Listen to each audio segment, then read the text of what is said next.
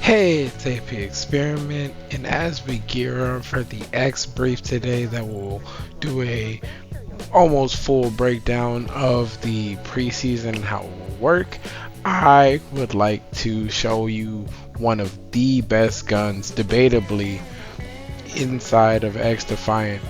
Now, the argument mainly that I've seen via content creators and people just in lobbies inside of the XDefiant Discord, especially over all of this time of waiting, has been the AK-47 versus the ACR. Some people argue that the AK-47 is the stronger gun.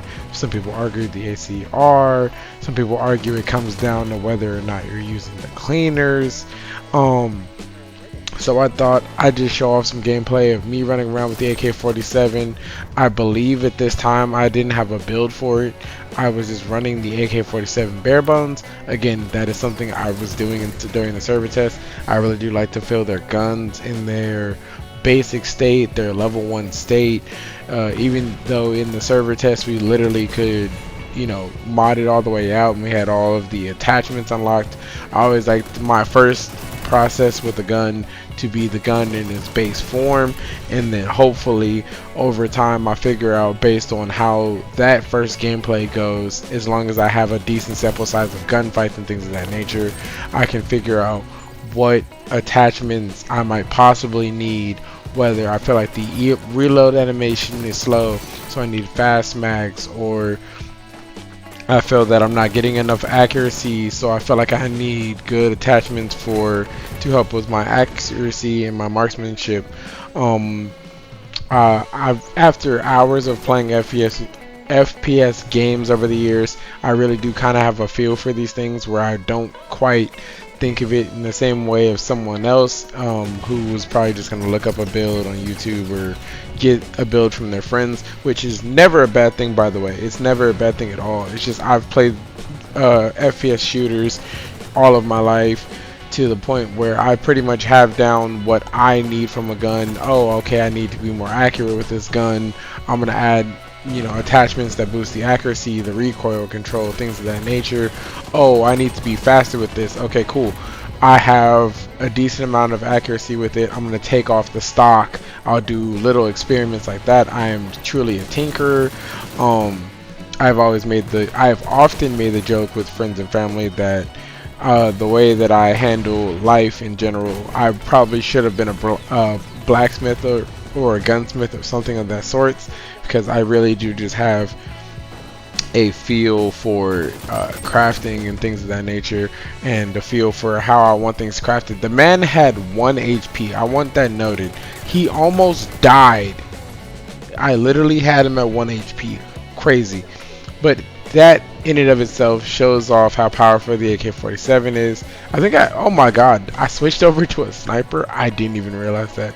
Again, the power of loving to do all of my commentaries in post. I really do get to enjoy watching back my own gameplay.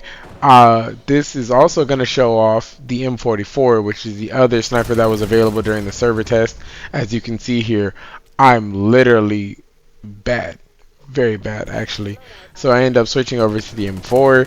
The M4 is just like any other M4 in any other game. Very solid, very balanced. It's the I'm not gonna say the mediocre, the median gun basically. If the ACR is power and marksmanship, and the if the AK-47 is power and being slow, the ACR is speed and efficiency. This is that nice balance. You're gonna be able to win your gunfights as long as you know your movement.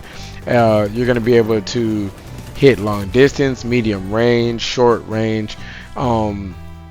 It pretty much does it all. It is the Swiss Army knife of the assault rifles, the most balanced of them all.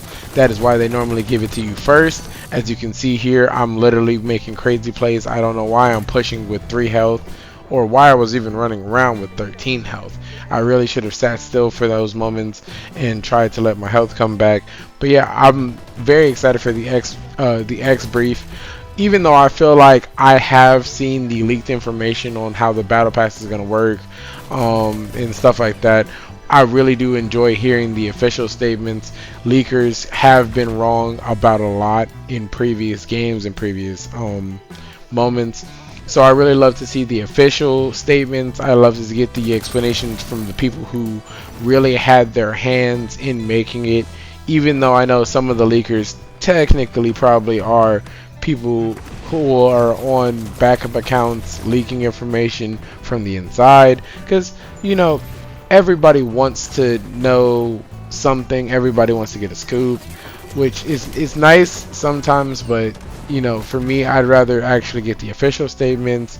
Even if it's like I find out that something didn't make it into the game that definitely would have been a great addition, I would literally rather find that out from the actual source than from a leaker or a data miner.